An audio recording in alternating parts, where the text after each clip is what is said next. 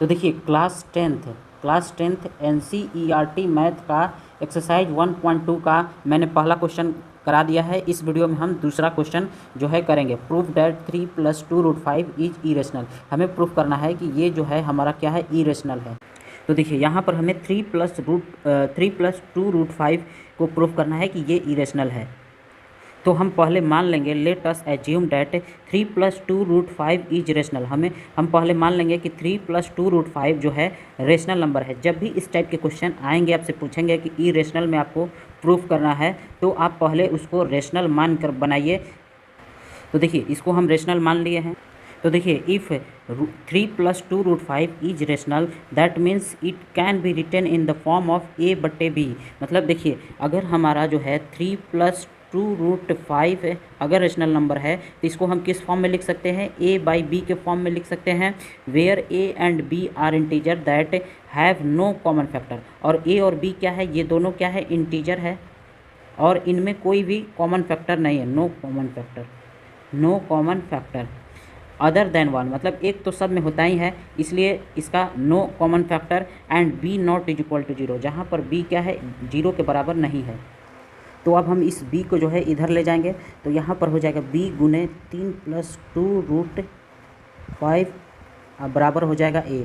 तो यहाँ पर हमारा इसको गुना करेंगे तो 3b + 2b√5 बराबर कितना हो जाएगा, a। अब देखिए इस 3b को हम इधर लेकर जाते हैं, तो ये 3b इधर जाएगा तो हमारा कितना हो जाएगा, इधर हमारा बच जाएगा ये वाला, यानी कि 2b√5 बराबर हो जाएगा a - 3b। ये हमारा बन गया।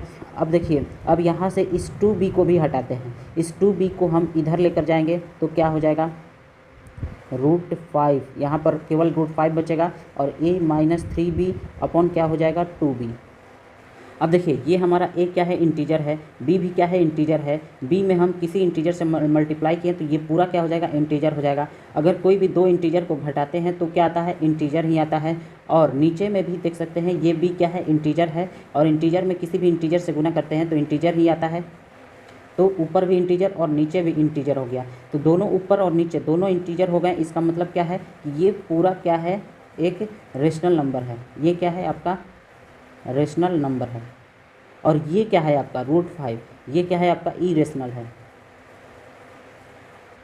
तो कभी भी इरेशनल रेशनल के बराबर हो सकता है क्या, तो नहीं हो सकता।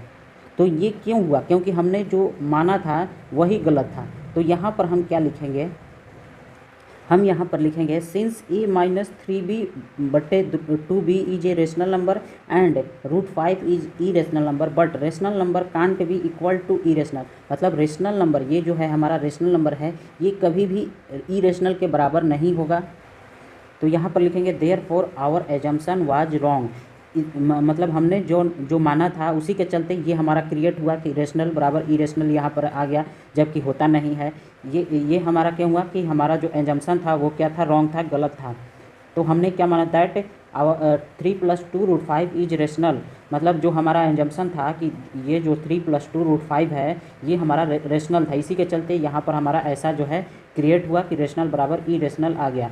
Hence 3 + 2√5 is irrational. तो ये हमारा जब गलत हो गया कि 3 + 2√5 रेशनल है, तो उसके अलावा क्या हो जाएगा, 3 + 2√5 इरेशनल हो जाएगा।